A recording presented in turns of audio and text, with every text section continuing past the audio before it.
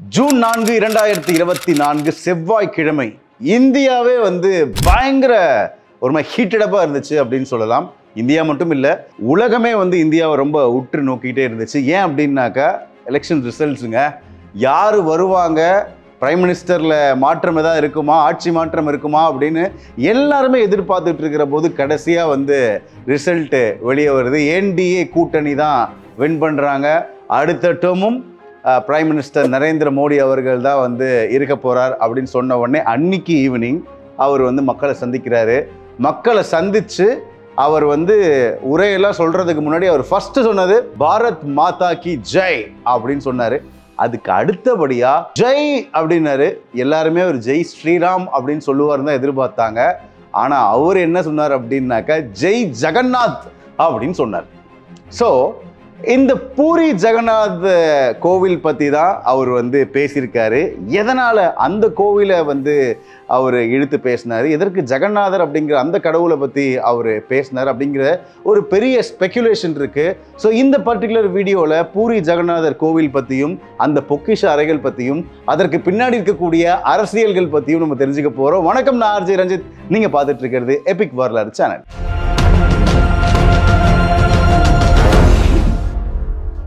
இந்த பூரி ஜெகநாதர் கோவில் பற்றின அரசியலை முன்னாடி நம்ம தெரிஞ்சுக்கலாங்க. இந்த எலெக்ஷன் கேம்பெயினிங் நடக்கிற போது மோடி அவர்களும் சரி, அமித்ஷா அவர்களும் சரி, முக்கியமாக வச்ச குற்றச்சாட்டு என்ன அப்படின்னாக்கா இந்த பூரி ஜெகநாதர் கோவிலுடைய இந்த பொக்கிஷ அறைகளுடைய சாவி தொலைஞ்சு போச்சு, அந்த சாவி தமிழ்நாட்டுக்கு போயிடுச்சு அப்படிங்கிறது தான் கேம்பெயினுடைய ஒரு பிரைம் ஃபோக்கஸாக வச்சாங்க. இந்த பர்டிகுலர் 2024 எலெக்ஷன்ஸில் ரொம்ப சர்ச்சைக்குரிய வகையில் இந்த கேம்பெயின் இருந்துச்சு அப்படின்னு சொல்லலாம். குறிப்பாக விகே பாண்டியன் அப்படிங்கிற ஒரு குறி வச்சு அவர் தமிழ்நாட்டை சேர்ந்தவர். ஸோ அந்த சாவிகள் தமிழ்நாட்டு போயிருக்கும் அப்படின்னு அவங்க சொல்ல, இங்கேருந்து தமிழ்நாட்டு மக்களுமே அவங்களுடைய ஆதங்கத்தை, கோபத்தை வெளிப்படுத்தினாங்க. தமிழர்கள் என்ன, நாங்கள் என்ன திருடர்களா, அந்த கோவிலுடைய சாவி வச்சுட்டு நாங்கள் என்ன பண்ண போகிறோம் அப்படின்னு இங்கே இருக்கக்கூடிய சீஃப் மினிஸ்டர் அவர்கள் கூட ட்விட்டரில் அவருடைய கண்டனத்தெல்லாம் தெரிவித்தார். அந்த அளவுக்கு இந்த பூரி ஜெகநாத் கோவிலுடைய பொக்கிஷ அறைகளில் என்ன இருக்குது, என்ன இருந்துச்சு, ஏன் இவ்வளவு சலசலப்பு, அண்ட் குறிப்பாக இந்த ஒரு பர்டிகுலர் ஒடிஷாவுடைய தேர்தல் அப்படிங்கிறது இந்த பூரி ஜெகநாத் கோவில் வச்சே மாறி இருக்கு. ஏன்னா கடந்த 24 வருஷமாக நவீன் பட்நாயக் அவர்கள் தான் ஒடிஷாவுடைய சிஎம்மாக இருந்தார். அண்ட் இந்த பர்டிகுலராக இந்த கோவிலை பற்றி பேசினதுனால 24 வருடங்கள் கழித்து ஒடிஷாவில் ஒரு ஆட்சி மாற்றமே நடந்திருக்கு. அதற்கு ஒரு மையப்புள்ளியாக இந்த ஜெகநாதர் கோவில் இருந்திருக்கு அப்படின்னாக்கா அதில் எந்த விதமான சந்தேகமும் கிடையாது. என்னைக்காவது நீங்கள் அந்த கோவிலுக்கு போயிருக்கீங்களா, இல்லை இது பற்றின உங்களுடைய கருத்துக்களை மறக்காமல் எங்களுக்கு கீழே கமெண்ட்டில் சொல்லுங்கள். அந்த கோவிலை பற்றி நம்ம ஃபஸ்ட்டு தெரிஞ்சுக்கலாங்க. இந்த கோவில் 12ஆம் செஞ்சுரியில் கட்டப்பட்டிருக்கு. கலிங்கா அப்படிங்கிற ஒரு ஆர்கிடெக்சரில் இந்த பர்டிகுலர் கோவிலை கட்டியிருக்காங்க. ஒடிஷா அப்படிங்கிற ஒரு மாநிலம் பார்த்தீங்கன்னாக்கா கடல் சார்ந்து இருக்கக்கூடிய மாநிலம். அண்ட் நிறைய சைக்ளோன்ஸு, நிறைய இயற்கை சீற்றங்களை சந்திக்கக்கூடிய ஒரு மாநிலமாக ஒடிஷா எப்போவுமே இருக்கும். நிறைய உயிர் சேதங்களுமே இந்த இயற்கை சீற்றங்கள்னால ஏற்படும். ஆனால் யோசிச்சு பாருங்க, 12ஆம் நூற்றாண்டில் கட்டப்பட்ட இந்த பூரி ஜெகநாதர் கோவில் இன்னும் வரைக்கும் ரொம்ப ஸ்ட்ராங்காக எந்தவித மாற்றமும் இல்லாமல் அப்படியே இருக்கு. அப்படின்னாக்கா அந்த கலிங்கா ஆர்கிடெக்சரில் எப்படி அதை கட்டியிருப்பாங்க அப்படிங்கிறது இன்னுமே பயங்கர பிரமிப்பை ஏற்படுத்துது. பட் பிரச்சனை அந்த கோவில் இல்லை, அந்த கோவிலில் இருக்கக்கூடிய இந்த பொக்கிஷ அறைகளில் தான். பொக்கிஷ அறைகள் அப்படின்னு சொன்ன உடனே திருவனந்தபுரம்ல இருக்கக்கூடிய பத்மநாபசாமி கோவிலை பற்றி நம்மளால் பேசாமல் இருக்க முடியாது. அதை பற்றி ஆல்ரெடி நாங்கள் எபிக் வரலாறு சேனலில் ஒரு வீடியோ பண்ணியிருக்கோம். அதை நாங்கள் கீழே பின் பண்ணுறோம், அந்த வீடியோவையும் பாருங்கள். ஸோ அங்கேயும் பொக்கிஷ அறைகள்னால பல பஞ்சாயத்துகள், சுப்ரீம் கோர்ட் வரைக்குமே கேஸ்லாம் போய் நிறைய விஷயங்கள் நடந்தது. அதே மாதிரி தான் இந்த பூரி ஜெகநாதர் கோவில்லையும் இந்த பொக்கிஷ அறைகளில் நிறைய பிரச்சனைகளும் பஞ்சாயத்துகளும் நிறைய மிஸ்ட்ரியுமே ஒளிஞ்சிருக்கு. ஸோ இந்த பொக்கிஷ அறைகள் எப்படி இருக்கும் அப்படின்னாக்கா இதை 2 சேம்பராக பிரிக்கிறாங்க. இந்த பொக்கிஷ அறைகளுக்கு பேர் ரத்தன பந்தர் அப்படின்னு சொல்கிறாங்க. இந்த 2 சேம்பர் பார்த்தீங்கன்னா ஒன்று அவுட்டர் சேம்பராக இருக்குது, இன்னொன்று இன்னர் சேம்பராக இருக்குது. இந்த அவுட்டர் சேம்பரில் 3 ரூம் இருக்குது, இன்னர் சேம்பரில் 3 ரூம் இருக்குது. ஓகேங்களா? ஸோ இங்கே எந்த பஞ்சாயத்துமே கிடையாது.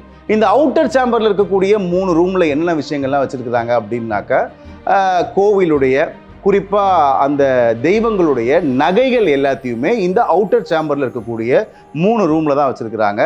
எப்போ இந்த பூரி ஜெகநாதர் கோவிலில் திருவிழாலாம் நடக்குதோ அந்த நேரத்தில் 3 சாவி இருக்கும். அந்த 3 சாவியை வச்சு தான் இந்த கதவுகளை திறப்பாங்க. அந்த 3 சாவியும் பார்த்தீங்கன்னா ஒரு ஆள் கிட்ட இருக்காது, 3 பேர்கிட்ட இருக்கும். அதில் ஒருத்தர் யார் அப்படின்னாக்கா பூரி குடும்பத்தை சேர்ந்த மக்கள், கஜபதி அந்த வம்சத்தை சேர்ந்த ஒருத்தங்க வந்து ஒரு கீ வச்சுருப்பாங்க.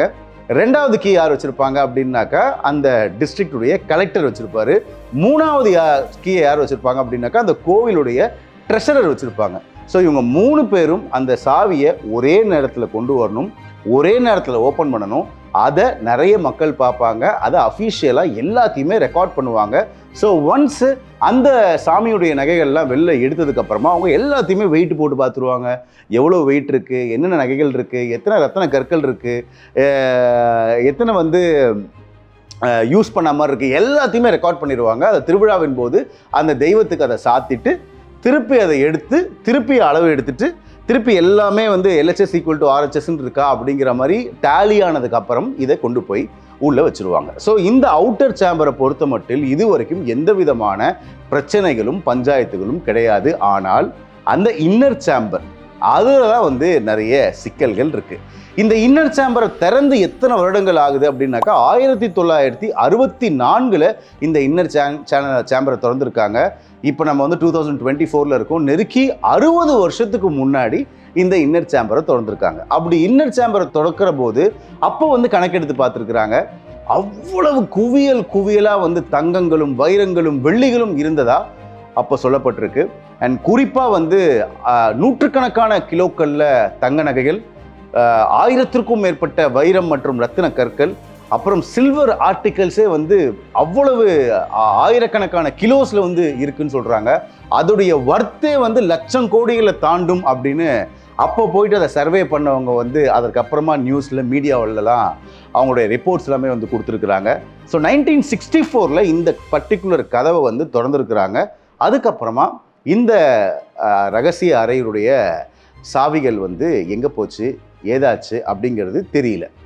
அதுக்கப்புறமா நான் ஆல்ரெடி சொல்லியிருந்தேன், இந்த கோவில் வந்து கடலுக்கு பக்கத்தில் இருக்குது. ஸோ இயற்கை சீற்றங்கள் நிறைந்த ஒரு பகுதி அப்படிங்கிறதுனால மண்ணரிப்பு காரணமாக இந்த கோவிலில் நிறைய இடங்களில் வந்து பிரச்சனைகள் ஏற்படுது, லீக்கேஜ் ஏற்படுது. ஸோ அதை வந்து சரி பண்ணலாம் அப்படின்ட்டு ஆர்கியாலஜி டிபார்ட்மெண்ட்டுடைய ஹெல்ப்பை நாடுறாங்க. ஸோ 1985 என்ன ஆகுது அப்படின்னாக்கா ரிப்பேர் ஒர்க்ஸ்லாம் நடக்குது.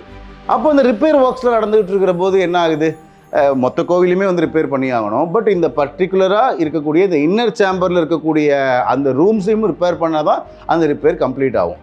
ஸோ இன்னர் சேம்பருடைய 2 கதவுகளை திறக்கிறாங்க. 2 கதவுகளை திறந்த மக்கள் அதுக்கப்புறமா மீடியாவில் சொன்னது என்ன அப்படின்னாக்கா, என் வாழ்க்கையில் இவ்வளவு தங்கங்களும் வைரங்களும் ரத்தினங்களும் நான் இது வரைக்கும் பார்த்ததே கிடையாது. அந்த அணிகலன்கள் எல்லாத்தையுமே வந்து அழகாக வந்து ஒரு துணியை சுற்றி வந்து வச்சிருக்கிறாங்க. ஸோ அது மாதிரி தான் அந்த தங்க நகைகளை அந்த காலத்துலேருந்து இப்போ வரைக்கும் பேணி பாதுகாத்துருக்குறாங்க அப்படின்னு ரொம்ப மலைப்பாக அவங்க வந்து சொல்கிறாங்க. ஸோ 2 டோரை ஓப்பன் பண்ணியாச்சு, உள்ளே என்ன இருக்குது, ரிப்பேர் ஒர்க்ஸ்லாம் பார்த்தாச்சு. 3வது டோர், இந்த ரத்ன பந்தத்தில் இருக்கக்கூடிய இந்த 3வது பொக்கிஷ அறையுடைய கதவு நம்ம வந்து திருவனந்தபுரத்தில் இருக்கக்கூடிய இந்த பத்மநாப சுவாமி கோயிலில் பார்த்த மாதிரியே நாகபந்தம் இருக்கக்கூடிய கதவு அப்படிங்கிறாங்க. அதாவது 2 பாம்புகள் இப்படி இருக்கும், ஓகேங்களா? ஸோ அதை நாக மந்திரங்கள்லாம் வந்து ஓதி ஒரு பர்டிகுலர் ஃப்ரீக்குவன்சியில் தான் அந்த கதவை வந்து ஓப்பன் பண்ண முடியும் அப்படிங்கிற மாதிரி பல மிஸ்ட்ரிஸ் அந்த கதவை சுற்றி இருந்தாலுமே கூட அந்த பர்டிகுலர் கதவை ஓப்பன் பண்ண முயற்சி பண்ணுறாங்க, அந்த 3வது கதவு. அப்போது அங்கே இருக்கக்கூடிய மக்கள் காதில் ஒரு ஹிஸ்ஸிங் நாய்ஸ் வருது. அதுக்கப்புறமா வந்து யாரோ பின்னாடி கத்திருப்பாங்க அப்படின்னு சொல்லிட்டு திருப்பி அவங்க ஒர்க்கை ஸ்டார்ட் பண்ணுறாங்க. அந்த ஹிஸ்ஸிங் நாய்ஸோடைய இன்டென்சிட்டி அண்ட் வால்யூம் ரொம்ப ஜாஸ்தியாகுது. எப்படி பாம்பெல்லாம் அட் அ டைமில் ஒன்றா சேர்ந்து வந்து ஒலி எழுப்புனா எந்த அளவுக்கு சத்தம் வருமோ அது மாதிரியான சத்தம் அங்கே இருக்கக்கூடிய மக்களை பயம்புறுத்திருச்சு. ஐயோ இது வேணாம்டா அப்படின்னு சொல்லிட்டு ஆர்கியாலஜி டிபார்ட்மெண்ட்டில் இருக்கக்கூடிய மக்களே கிளம்பிட்டாங்க. ஸோ இது ஏன் நடந்தது அப்படின்னு சொல்லி பார்க்குற போது 3 தியரிஸ் வந்து சொல்லப்படுது. 1, அந்த பொக்கிஷ அறையில் ஆல்ரெடி யாரோ ஒருத்தங்க சாவியை போட்டு உள்ளே இருக்கிறத எடுத்துட்டாங்க, அதை வந்து வெளி மக்களுக்கு தெரியப்படுத்தக்கூடாது அப்படிங்கிறதுக்காக இது வந்து ஒரு செட்டப்பு அப்படிங்கிற மாதிரி ஒன்று சொல்கிறாங்க. ரெண்டாவது என்ன அப்படின்னாக்கா, இந்த ஹிஸ்ஸிங் சவுண்ட் வந்து நிறைய பாம்புகள் நிறைந்த இடமா இருக்குது. ஸோ இதை பொதுமக்களோடலாம் வந்து இந்த பொக்கிஷ அறைக்குள்ளே போக முடியாது. ரொம்ப ரொம்ப ரிசர்வ்டாக இருக்கக்கூடிய ஒரு 5-10 ஆஃபீஸர்ஸ் மட்டும்தான் அங்கே இருக்க முடியும். திடீர்னு பாம்புக்கு வந்து படம் எடுத்து நம்மளை போட்டுருச்சு அப்படின்னாக்கா என்ன பண்ணுறதுன்னு பயத்தில் அந்த கதவை ஓப்பன் பண்ணல. மூணாவது தியரியாக என்ன சொல்கிறாங்க அப்படின்னாக்கா, சார் யாருக்கு சார் பாவம்லாம் வேணும், அந்த பொக்கிஷ அறையை திறந்தா அதில் நிறைய பிரச்சனைகள் இருக்குது அப்படின்லாம் சொல்கிறாங்க. அதை நான் திறந்து என்னுடைய குடும்பத்துக்கும் என்னுடைய குலத்துக்கும் ஏதாவது ஆயிடுச்சு அப்படின்னாக்கா நான்லாம் பிள்ளைக்குட்டிக்காரன் சார், அதனால் நான்லாம் திறக்க மாட்டேன் அப்படின்னு சொல்லிட்டு நிறைய பேர் பின்வாங்கினதாகவுமே வந்து சொல்லப்படுது. இந்த 3 தியரியில் எது உண்மையாக இருக்கும் நீங்கள் நினைக்கிறீங்க அப்படிங்கிறத கீழே எங்களுக்கு மறக்காமல் கமெண்ட்டில் சொல்லுங்கள். அண்ட் மீன்வைல் இந்த 3வது கதவை திறக்க முற்படுற போது பூரி குடும்பத்தினர் வந்து ஒரு மிகப்பெரிய ஒரு குண்டை தூக்கி போடுறாங்க.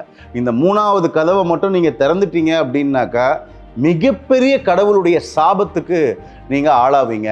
அந்த 3வது கதவை ஒருவேளை நம்ம திறந்துட்டோம் அப்படின்னா இந்த உலகம் அழியறதுக்கான ஆரம்பமாக வந்து நம்ம வந்து வச்சிடுற மாதிரி ஆகிடும். அதனால் தயவு செஞ்சு திறக்க வேண்டாம் அப்படின்னு அவங்க ஒரு வார்னிங்கையும் கொடுக்குறாங்க. அப்படி அந்த 3வது கதவுல என்ன இருக்குன்னு சொல்லப்படுதுன்னா பொக்கிஷம் தான்.